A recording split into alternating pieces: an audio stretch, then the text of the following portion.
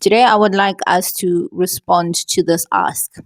Place it somewhere here or there. Nah. So it says, "Hello, Gogo. What an insightful text. However, I would like to ask why snakes in the New Age Christianity of Bazalwane is regarded as demonic, and why are snakes used for ugutwala?" That's the question that was received. So this is a follow-up from the article that was written yesterday about uMajola and how different totems are linked with animals and even organs inside of the human body. So the conversation is here. So in order to respond properly to this, we need to break down what the role of a totem is, what a totem does, and the python is essentially a giant walking spine. Okay, that's what the python is symbolic of.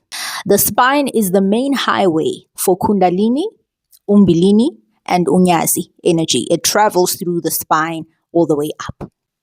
A person's extrasensory abilities, whether it is dream alchemy, channeling, clairsentience, clairvoyance, any extrasensory abilities, because extrasensory means existing outside of the known five senses: touch, smell, see.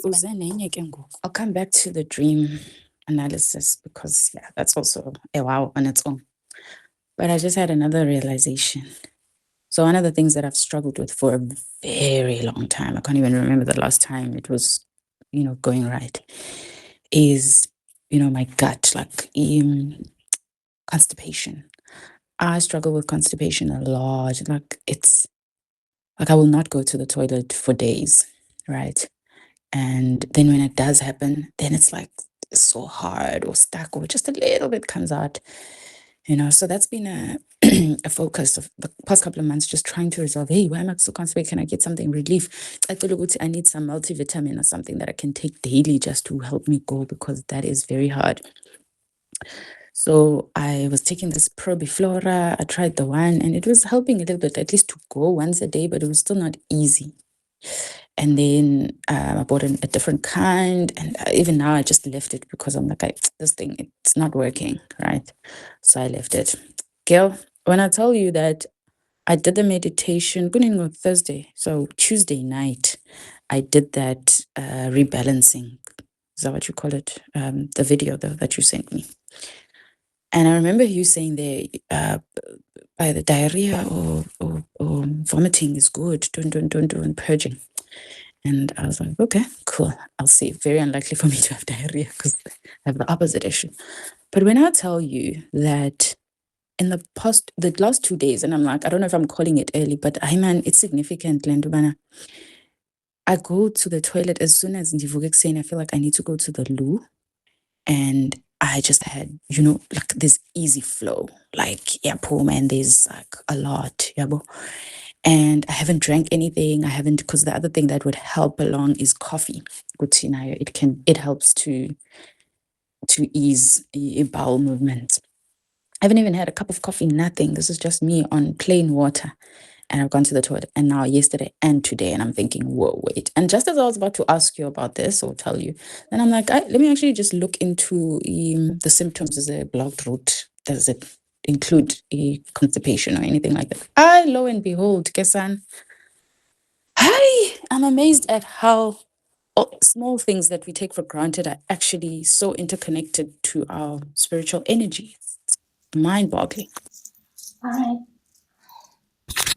Okay, so let's talk about it. So in order to talk about the stuff properly, we have to first dissect that. How is it that in Great Kemet and in Egyptian civilizations, the snake was revered? The reason why the snake was revered is because the snake is like a giant spine, right? A giant spine. And when you are working with Umbilini or Kundalini energy inside of your system, you understand that you are moving life force from the base of the spine up. The reason why this was important is because the spine is the main highway. The spine is the main highway for Kundalini, Umbilini, Unyazi energy, any kind of energy that connects you with realms outside of the visible seen worlds.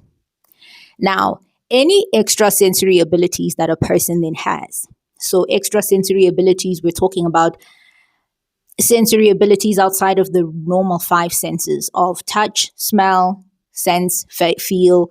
What are the five senses? Touch, smell, see, hear, the normal five senses.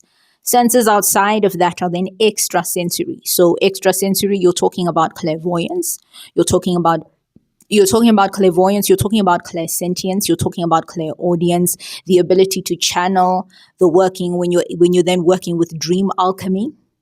Dream alchemy, you are working with extrasensory abilities. These extrasensory abilities are the direct result of an activated nervous system acting as a highly tuned antenna.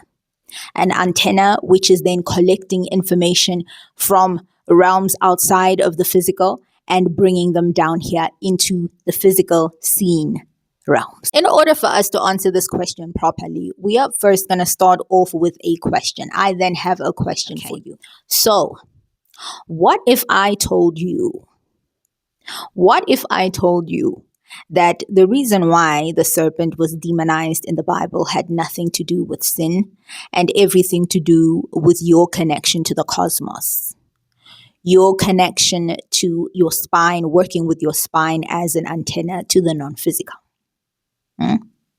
So I want us to start with that question, because then you're going to start understanding how all the puzzle pieces come together. Then you get a full HD picture. So in Kemetic quantum physics, the snake represents the spine being the cosmic antenna of the human body. Okay, so in Kemetic quantum physics, you move umbilini from the base of the spine all the way up. You are working with this life force, you are working with this antenna that gives you access to the cosmic and the causal realms of creation. So how do I know this? I know this because I have been facilitating somatic containers since late last year. And inside of these somatic containers, we work with life force, where a person is pulling life force from the base of the spine all the way up. And one of the themes, especially that was recurring with the women who were inside of the container, is that many of them who came in with gut problems, problems with their uteruses, problems with their wombs, they came out of there. Constipation had disappeared, painful menses had disappeared, irregularities from the base of the spine with the meridians that are associated with the base all had disappeared. One man who basically had a clairvoyance that he was disconnected from, he started dreaming once again, and he had his clairvoyance basically got activated once he had been able to persist with the somatic breathing exercises that helped to move life force from the base of the spine, which then goes back to the concept of dormant and latent codes inside of the DNA. We are going to bring epigenetics into this conversation so that you understand clearly what it is that we are talking about. So you have to understand that these abilities started opening up when people then started working with umbilini. Why was this? Why did they receive these results? The reason is very simple. The spine is an electrical highway connecting your physical body and all of your organs to a universal intelligence. The snake was revered in ancient Kemet, not because people were praying to the snake. The snake was revered in ancient Kemet because it was symbolic of the spine being a cosmic antenna from the physical into the non-physical. The snake was revered because it symbolized a fully awakened human nervous system. And this is also some of the information that gets inherited from one generation to another when you start working with intergenerational trauma and intergenerational memory. So moving to the first part of this question, where client wanted to know, why does New Age Christianity and Roman-built structures demonize it? The reason why we want to speak of Roman-built religious structures is because it is not the same as the Coptic faiths and all the other information that is out there. Okay. Conquest is the reason why. What you need to understand is that when the Roman Empire came into power, it came into power through seizing and conquering. Conquering meant one nation, one place, maybe like the British or any nation. They would then conquer the next nation. And then the nations that they conquer, they then own the land, they own the woman, they own the food, they own everything. So this was based on conquest. So the reason why a lot of this was demonized, especially within the first book of that Bible, is because it was part of seizing. You conquer and then you own.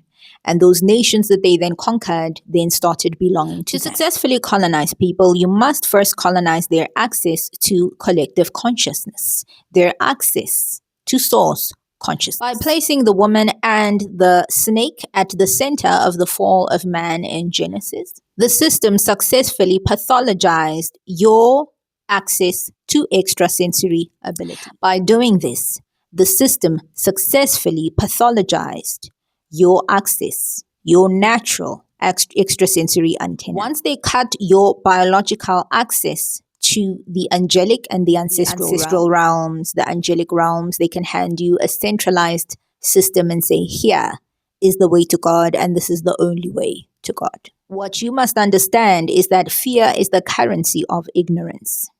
Fear is the currency of ignorance, and fear is what moves the ignorant. This is also why snakes are misused and misunderstood in the processes such as uMajola. In its distorted form, people use dark extensions for quick access, for quick material access. But in its highest metaphysical truth, the spine is your connection to the causal realms of creation, where everything begins and then the physical begins to reflect it. The spine is a literal current that allows your consciousness to cross into the causal realms of creation, or the cosmos, outside of the physical, visible spaces. This is what the Western spaces understand as manifestation and collapsing the wave function. Observer theory, that when you observe something, you put energy, life force, and intent towards something, it begins to change. So what the spine gives you basically is the energy to tap in, collect unmanifested material and information, and then bring it into the physical as manifested matter. So things like unmanifested wealth that is there in the immaterial, you are able to pull that up from the causal realms of creation and then ground it here in the physical. Now, with all things, there are the truth of something, and then there's the corruption of it. You don't really need a third party to access God. You just need to switch on your antenna to the realms outside of the physical. You just need to remember how to turn your spinal antenna back on, right? You just need to remember how to turn your spinal antenna back on.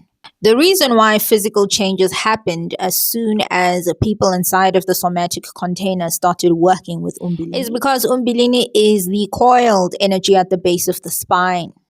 It is tied to the gut, the pelvic bowl, and the uterus. So it is known as Knum, the potter's wheel of creation in Kemet. Okay?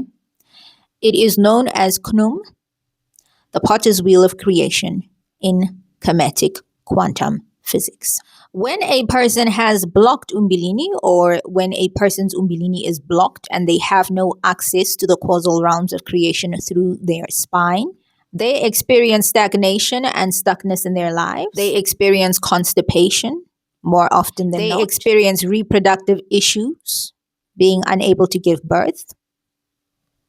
They experience anxiety and all forms of depression that are a physical manifestation of imbalances, energetic imbalances in their aura. Any kind of misalignment in the aura will show up as a physical issue. So what you want to do is you want to look at this area that is a problem, what meridian, what energy center is it tied to, and then you work back from there and you will be able to resuscitate. So the spine is your access to a consciousness outside of the physical seen worlds. Once this connection is blocked, you are literally blocked. Your access to source consciousness is blocked. Activated uMbilini is like turning power on at the base of the spine. It purges the base of the spine so that energetic electricity can flow easily throughout your entire system. Now, unyazi. Unyazi is the term used for lightning in isiZulu. Lightning bolt. One of the biggest lies of the New World is that izangoma and people who work with energy can manipulate lightning. The lightning that is being referred to is unyazi. Unyazi, this is high voltage electrical. These electrical currents, they flash up and down. They flash up and down the spine once umbilini is activated. We demonstrated this in a separate case study of a man who was beginning to have his mediumship and clairvoyance opening up, and he was ingesting different types of medicines through his dreams, and it was impacting his physical body. That is that lightning that hits your spine. It flashes from the base of your spine up, and most of the times it comes in as a great idea, as inspired action to do something, as a thought, and then that thought or that idea turns out to be something that revolutionizes things in your life. You'll probably think, why didn't I think of this earlier? Unyazi. Up and down the spine. For a lot of people, this same energy manifests as prophecy, illumination, and instant downloads from spirit. So a download is you receiving information you didn't know prior. This is information that you're receiving from outside of your physical body. So yeah, that lie of the ages, which is that witches abatagati can impact lightning, right? That izangoma can impact lightning. That particular lightning inside of the physical body is called unyazi, that moves from the base of the spine up. When it flashes, it activates extrasensory abilities within the human being. What are extrasensory abilities? Being able to work with senses outside of the 5 known human senses. Being able to feel more, see more. So in quantum biology, this current strikes the pituitary and the pineal gland, activating your third eye, and then information starts landing a lot easier. This is that electrical surge that allows someone who is guided by the python totem ancestrally. It allows these people, such as uMajola, to feel vibrations from their bodies, to feel sensations, seismic shifts inside of their bodies. These are extrasensory abilities because they are senses that are outside of the 5 known human senses. Unyazi is the literal collapsing of the quantum wave. It hits like a lightning bolt of a great idea, an inclination, a moment of knowing, a moment of clarity, a moment of insight. Hits like lightning. And most of the times when this lightning hits, it resolves a long-standing problem in a person's life. So really and honestly, your ancestors weren't playing with devils and demons how you've been led to believe. They were mastering quantum physics through the human body. That's what they were doing. They were mastering quantum physics through the human body that Western science is only coming around to right now. What makes Kemetic spirituality revolutionary is that it never separated science and spirit. This is what makes Kemetic spirituality revolutionary. It never not once separated biology from science, biology, science from spirit. Music, agriculture, astronomy, and mathematics were understood as spiritual disciplines. Take that in. Take that in. Music and mathematics were studied as spiritual disciplines. The temples weren't just places of worship. They were resonance chambers built to change and adjust the consciousness of the people who were inside of them. So it wasn't just a place of worship. It was a place of alignment. It was a place where you went to shift your consciousness. It was a place where you went to go and seek, practice, and find balance. Not just energetically and spiritually, but biologically as well. Because Kemetic spirituality was not fragmented. It was not fragmented. It was not separated. It did not understand the physical human body as separated from your spirit as a person. Those two things existed in tandem. And that is the reason why the people inside of these somatic containers are able to impact and make physical changes in their body by balancing their energy, by working with their spine as an antenna. Because that spine is your nervous system. So when you study Kemetic spirituality, you then realize that indigenous knowledge systems were never superstitious. They are veiled, Kemetic, quantum physics. They are veiled, Kemetic sciences designed to survive cataclysmic colonizations and time itself. This is the how, the why, and the what. And then for the actual article, so the article that this client was referencing, I just want to see if I can't read through it quickly for you. This is something I wrote last night at 1 a.m. All right, so that we can have this information for we can have this information documented and just, for our library of information, right? So I really want to just read through it here. I did post it in the community tabs. I wonder if I shouldn't just go directly there. So I am going to the community tab on my YouTube. So if you haven't subscribed, please do.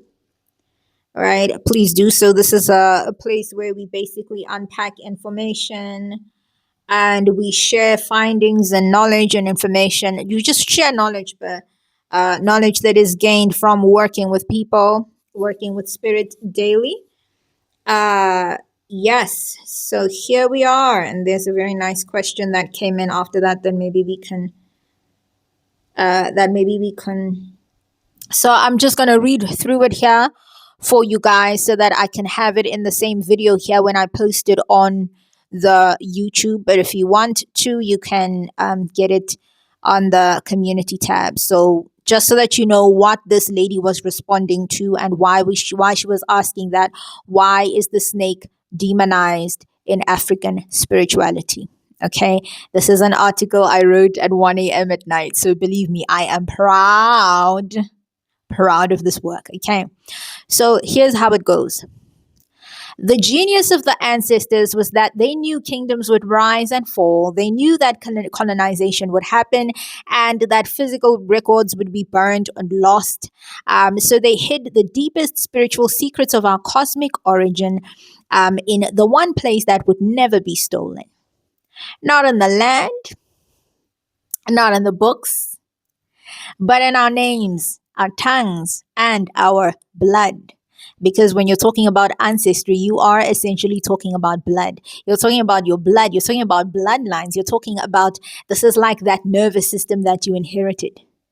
That beyond your learned patterns and knowing, there is also information you have inherited from your paternal side and from your maternal side. This is the blood that flows through your veins. Okay? Every day I am amazed at how people's spiritual gifts hide in the clan praises.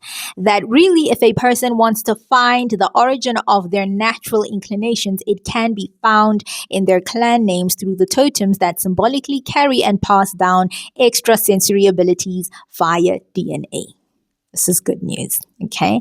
Which makes sense why our customs and naming systems are so different to those of the rest of the world, right? Because a lot of clients that I have usually get very frustrated that why is our stuff so complicated? Why is our spirituality so hard? Why I have to go through this, that, do that, this, that, and the third? Asians don't do that. White people don't do that. Well, there's a reason why. Let's unpack. The ancient peoples, they wrapped the manual for extrasensory abilities inside the daily process of introducing ourselves to other people. At the core of African metaphysics are clan praises, which we know as itakazelo or diboko. These are not just historical poetry, they are literal genetic maps and vibrational activation codes. They tell you what you have access to. We're getting into it. We're getting into it. We're getting into it.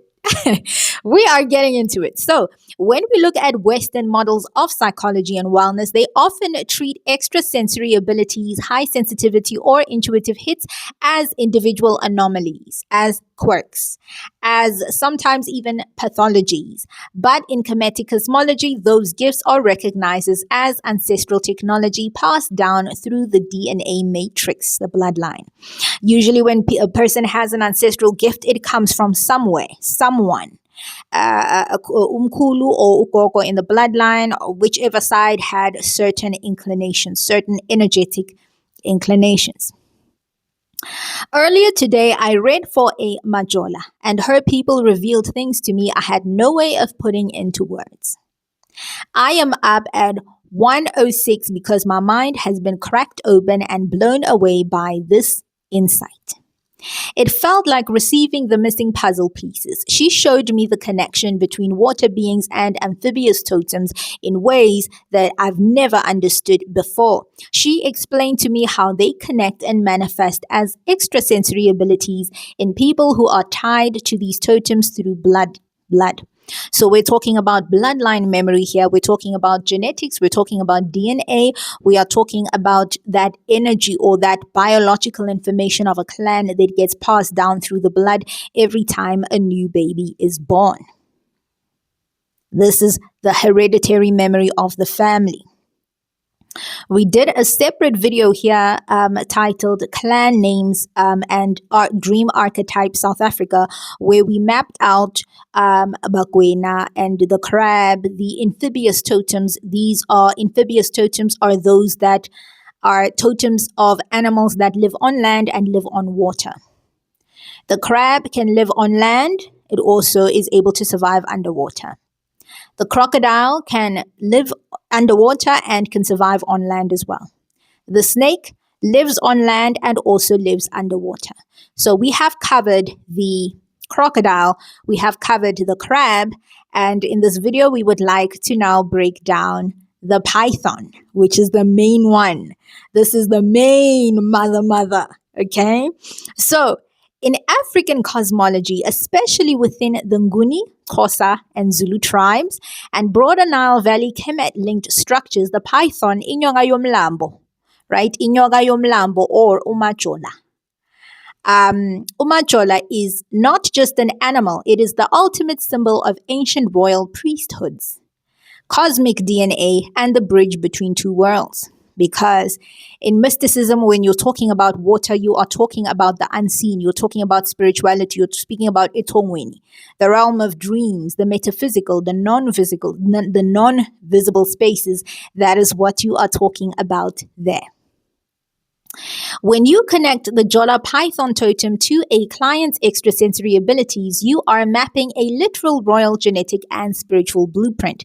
In ancient royal traditions, royalty wasn't understood as political governance, how the British monarchy and the Roman Pope system understands rule and leadership, right? Where you seize land and then that it belongs to you, right? It wasn't a physical thing. It was about cosmic governance. So what is cosmic governance? We're going to get into that. Royal lineages were bred and sustained to hold specific spiritual frequencies for their community. That leadership was bone deep and not a performance of rank or a role. It is a natural frequency inherent in you from birth. You receive it from both sides of your bloodline.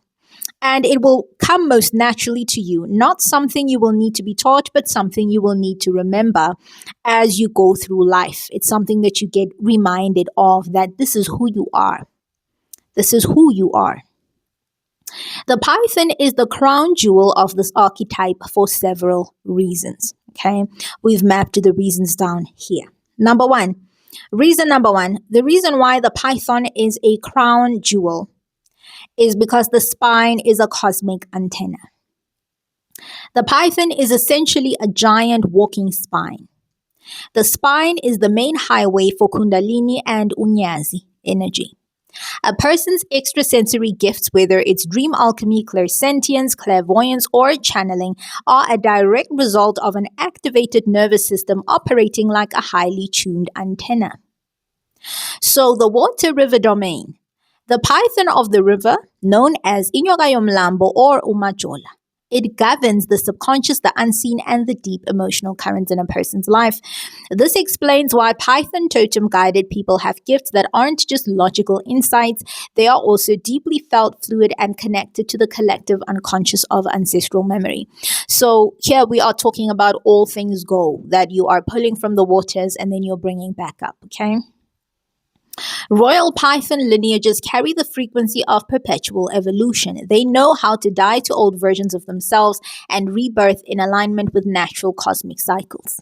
Okay, so it wasn't so much the animal, but what it symbolized, that the serpent is symbolic of the giant spine, the spine being the thing that connects you with the unseen realms of creation, the spine, which is a cosmic antenna, which allows you to exist outside of the physical, that when that area is blocked out, it becomes difficult to fetch things.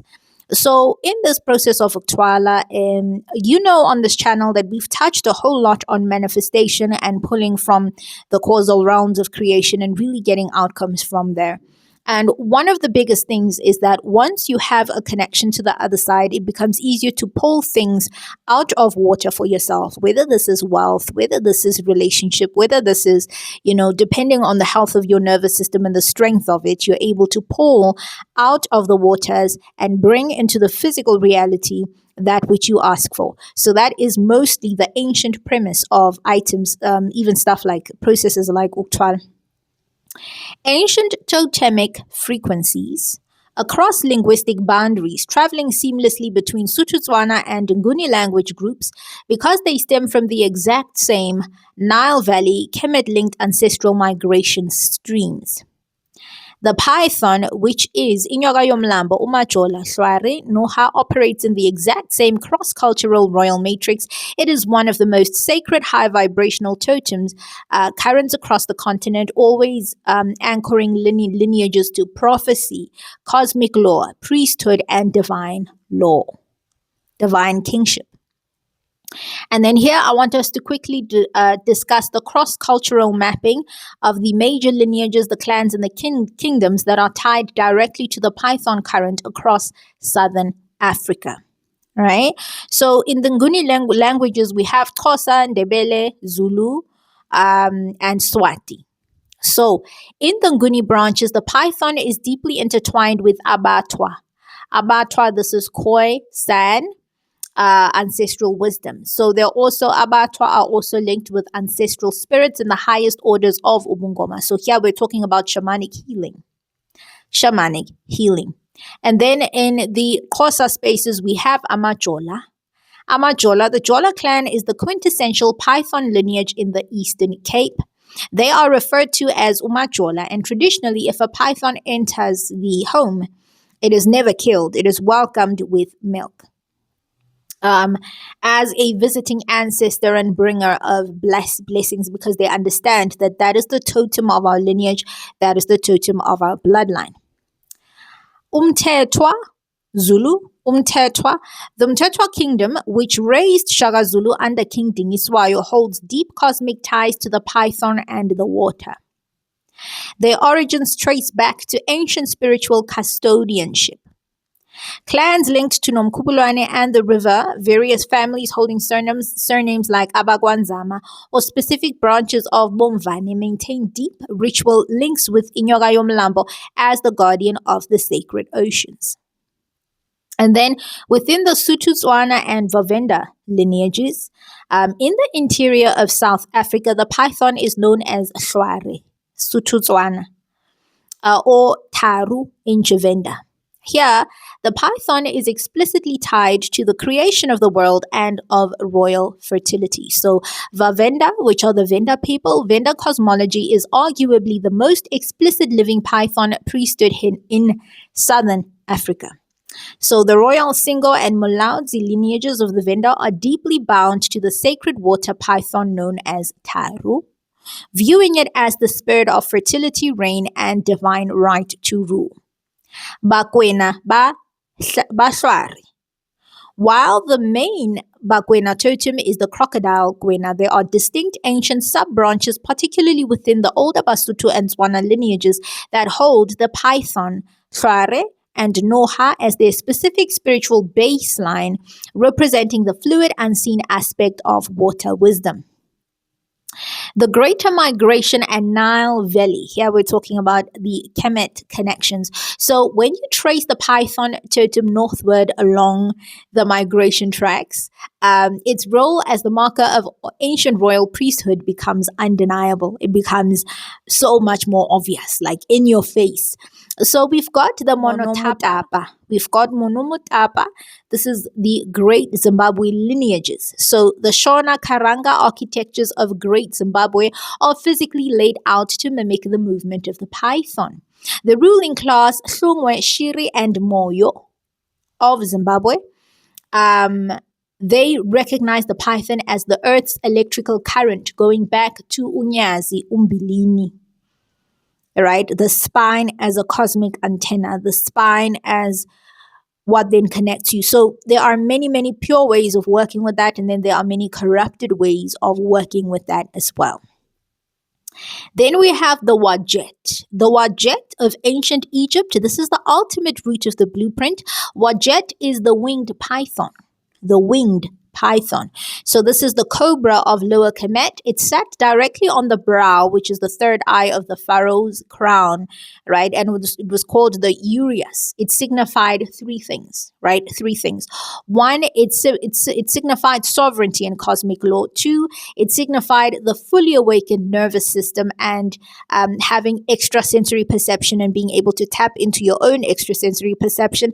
And three, it basically rulership over both the fertile lands, earth, and the Nile River water. So being able to exist both on land and in spirit, because water is in spirit, the unseen, and then land is the non-living. All right. So why the python? Why the python? Just like we saw with the Ngwenya crocodile archetype, holding the energy of unshakable subconscious power, patience, and primordial depth. The python lineages across all these cultures hold a very specific job description in the collective tapestry. They are the keepers of the earth's current. Whether you call them uMajola in the Eastern Cape, Hlware in Lesotho, or Tharu in Venda, these lineages were the original seismographs of the land. They possess the extrasensory ability to feel vibrations through their skin, read the hidden currents of the subconscious, which is water, and channel high voltage cosmic data through the spine. By showing today's client how her Jola Python lineage isn't just an isolated family trait, but a piece of massive Pan-African royal priesthood framework. This knowledge gave her permission to scale her gifts globally. It bridges her directly back to the Nile Valley blueprint, which is source consciousness. Now, I am jumping onto my Facebook here because I had written so much stuff that the it got cut on of the commenters.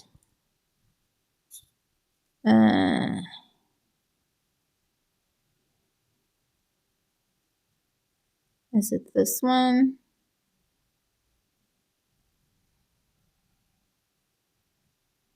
Yes, here, found it, got it back. Yes. So, science tells us that the human body is roughly 60% to 70% water, and our DNA operates within a fluid medium.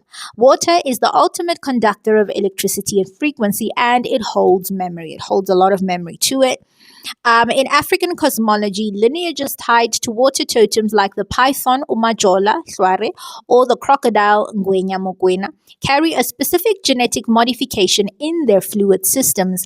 Their water has been tuned over generations to act as a highly sensitive sonar system, which is why most of the times they are the most spiritual or even religious types of people.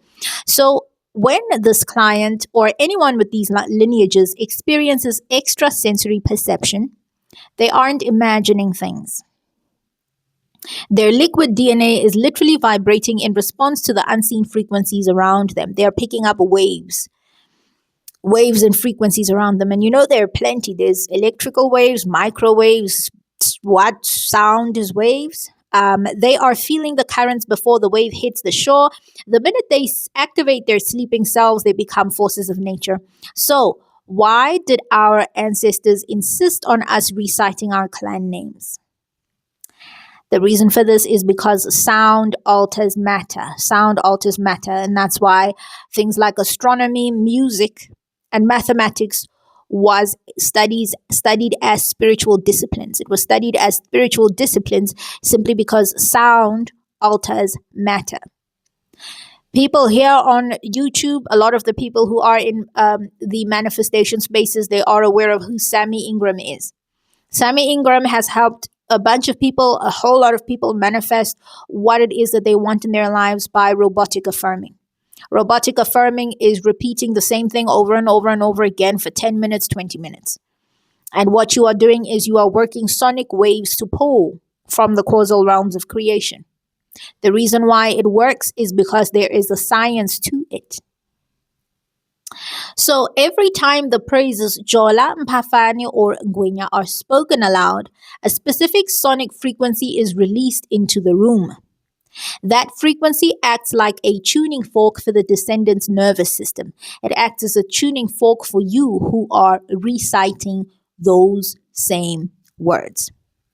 It wakes up the dormant and latent codes in the DNA. It is a literal biological reminder to the cells that, hey, remember who you are.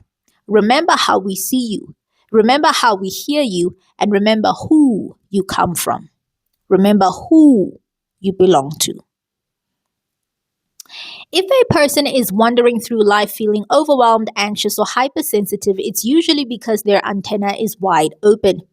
But they don't know what to channel, but they don't know what channel they are tuned to. Yes. If a person is wandering through life feeling overwhelmed, anxious, or hypersensitive, it's usually because their antenna is wide open, but they don't know what channel they are tuned to. The moment they trace it back to a water lineage, the anxiety transforms into aligned mediumship and oracle abilities.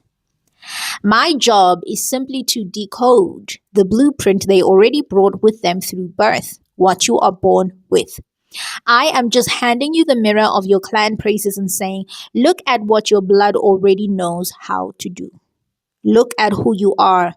Look at the nervous systems you have inherited from your father's side, from your mother's side. Often, people with deep Jola Python energy get overwhelmed by their extrasensory gifts because water without a container becomes a flood. They experience hypersensitivity, unanchored anxiety, and a lot of psychic fatigue.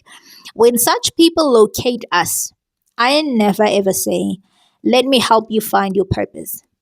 What I will say is, let's read the cosmic code written in your bloodline and activate the technology your ancestors already paid for with their blood. Let's activate the technology your ancestors already paid for with their blood. So these containers are literal portals of remembrance. They are designed for handing people back their keys, their crowns, and their original blueprints, tapping into the ancient Nile Valley. So Kemet, which actually means the black land, referred to the rich, fertile silt of the Nile River. It was not just an ancient civilization, it was the apex peak. It was the apex peak of a global high vibrational spiritual network. For thousands of years, it served as the university of the ancient world, where the laws of the cosmos were mapped directly onto human biology, architecture, and governance.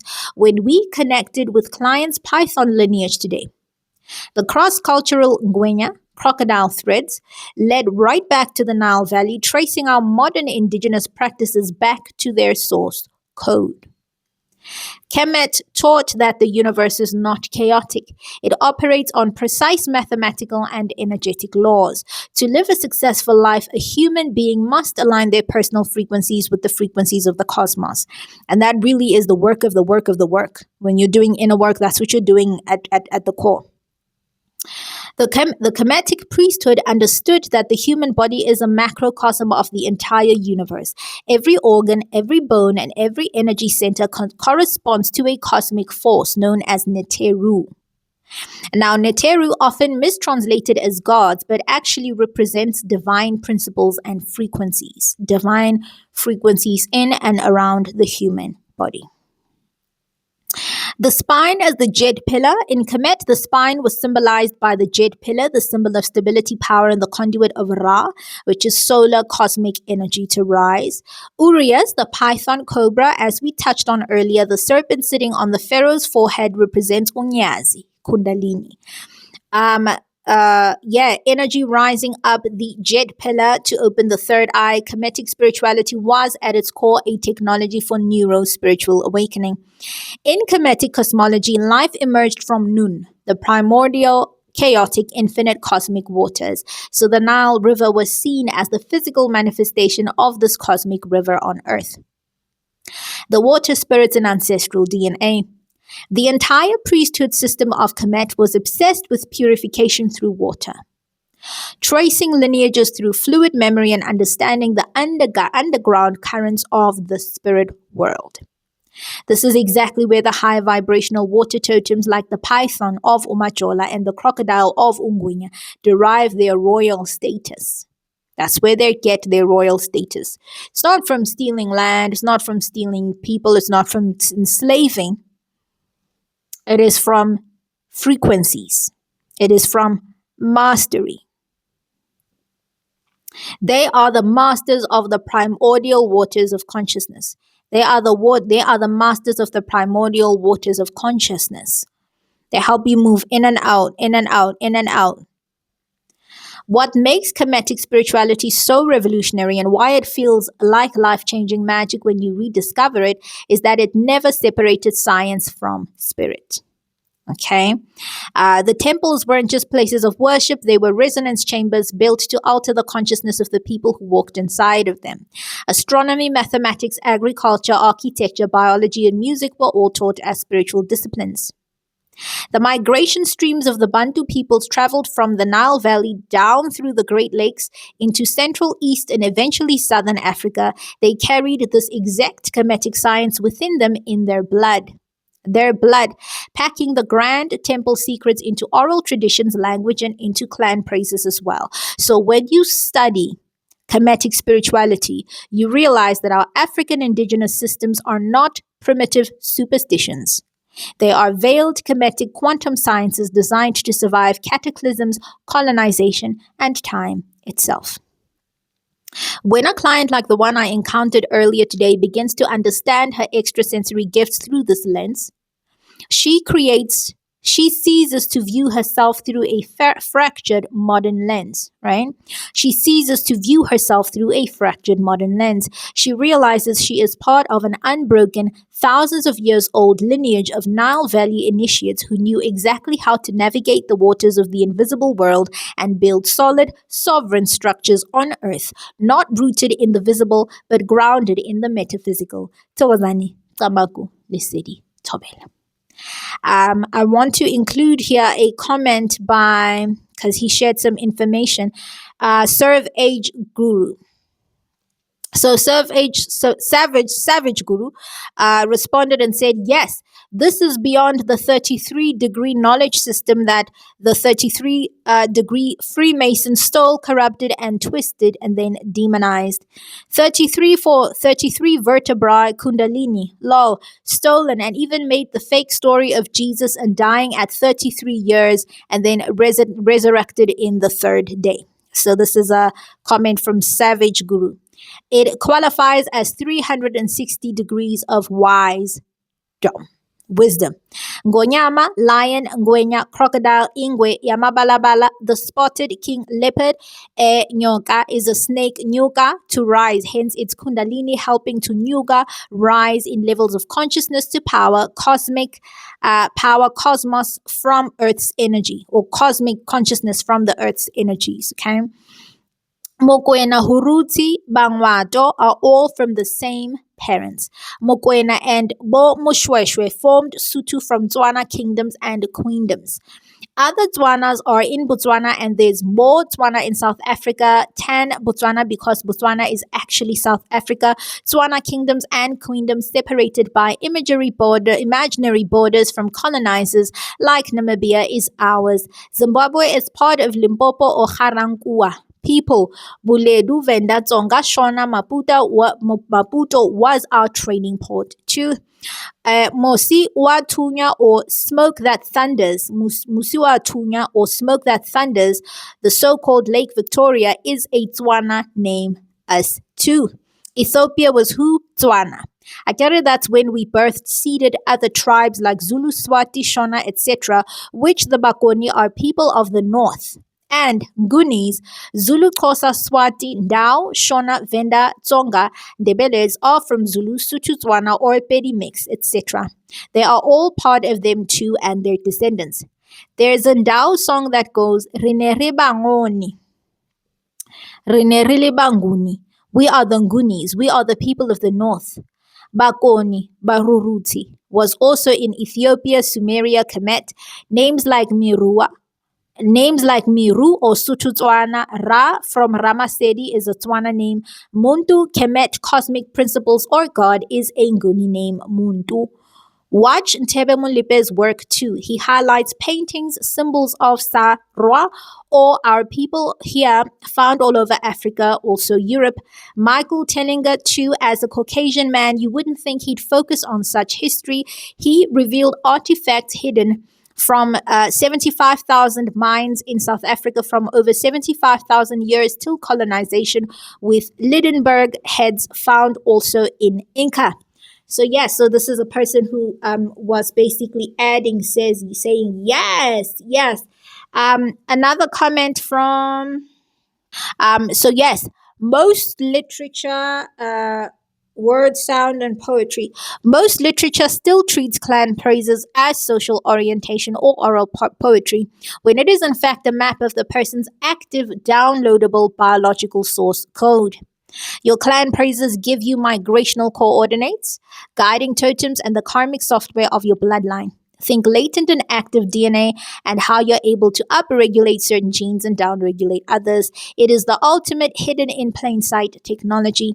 The ancestors essentially created an unhackable living cloud storage system, wrapped it in rhythm and poetry, and trusted that when the time was right, a new generation of decoders would step in to crack the encryption. Cracking it open allows you to hand people a literal manual for their specific inherited nervous systems. It takes the guesswork out of human optimization and replaces it with cold, precise mathematics of Kemetic quantum physics. In indigenous metaphysics, a totem is not just a symbolic animal, it is an elemental technology animals live in, interact with, and master specific physical elements. When a lineage carries a totem, their DNA is tuned to the metaphysical laws of that specific element. Local South African indigenous knowledge is connected to the same source consciousness that built the pyramids. A comment by Going by Chelsea 20 minutes ago. Yes, our clan praises are alive. They are always relevant to the time and space they find themselves in.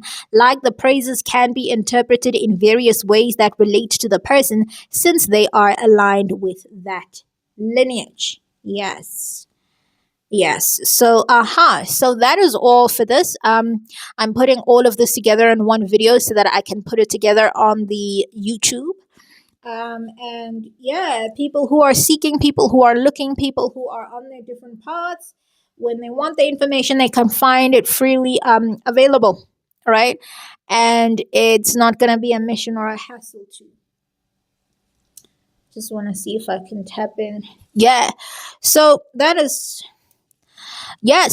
all for today. We were talking about the spine and how the snake is symbolic of a giant spine. It is the only animal in the animal kingdom without legs, without hands, without anything other than just a spine. So, Tozanil Sedi Tamaku Tobela. See you in the next video, and subscribe. Peace.